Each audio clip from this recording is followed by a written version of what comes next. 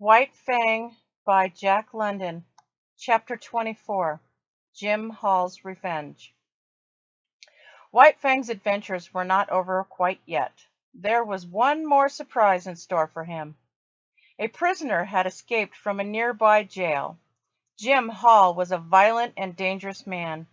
Judge Scott had sentenced Hall to 50 years in jail for his many crimes and offenses. Hall swore revenge. When news of his escape reached the Scott family, they were all worried. Everyone except the judge. He did not think Hall would bother with him. "The police will catch him soon enough," he said. "There's no need to worry." Whedon's wife thought the family needed more protection. It was good to keep everyone from worrying, but she took no chances. Each night after everyone was in bed, she let White Fang in. The wolf slept in the front hall, guarding the house. Each morning she let him back out before anyone else was up. On one such night, White Fang smelled something strange. There was something dangerous in the house. He walked softly to the staircase and saw a man. The stranger moved quietly around the corner. He stayed very close to the wall, making no sound as he walked. Just as the man lifted a foot to walk up the stairs, White Fang attacked. The man cried out. White Fang's teeth sank into his leg. The wolf pulled him off the stairs and onto the floor.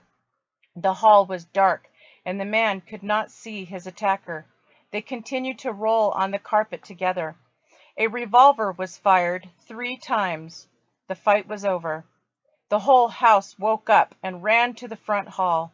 Whedon turned on the lights. There was Jim Hall, lying on the rug. He was dead. Beside him lay White Fang, breathing very slowly. Whedon went to his side. "White Fang!"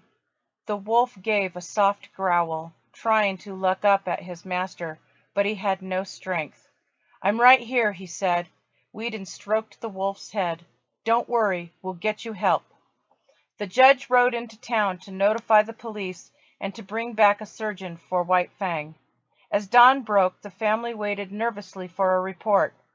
"There are 3 broken ribs, a broken hind leg, and 3 bullet holes," the doctor said. "I'm sorry to say that this will be difficult." "Spare no expense," the judge said. "Treat this wolf as you would any hero. We owe him our lives." The surgeon said that he understood and went to work on the wolf. The entire Scott family sat quietly in the living room. Whedon's wife wept softly, saying a prayer that White Fang's life would be saved. No one wanted to think what might have happened without their wolf. No one wanted to think what life might be like if their wolf did not make it.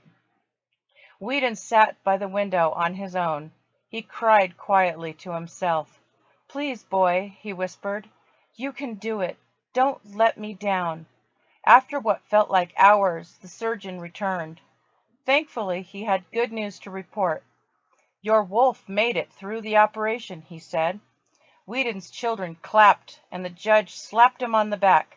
"Thank goodness, doctor," he said. "We couldn't be happier." "Can I go and see him?" Whedon asked. "He's still asleep, but you can check in if you'd like," the doctor answered.